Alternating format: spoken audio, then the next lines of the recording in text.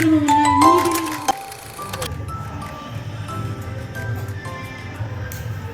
I am Parvina, taking oath in the name of God as the Chief Minister of Student Parliament 2024 to 25. I will uphold the dignity and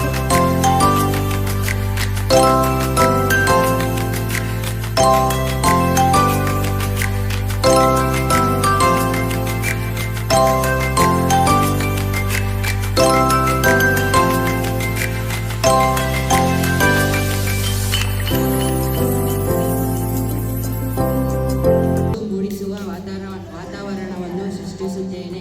ವಿದ್ಯಾರ್ಥಿಗಳಲ್ಲಿ ಧನಾತ್ಮಕ ಬದಲಾವಣೆ ಉಂಟಾಗುವಂತೆ ಪ್ರೇರಣೆ ನೀಡುತ್ತೇನೆ. atmosphere of discipline among us.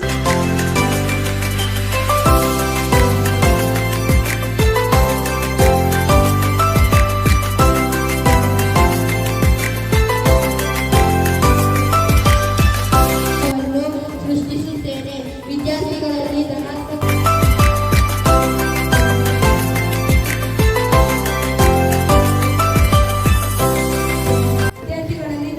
ಬದಲಾವಣೆ ಉಂಟಾಗುವಂತೆ ಪ್ರೇರಣೆ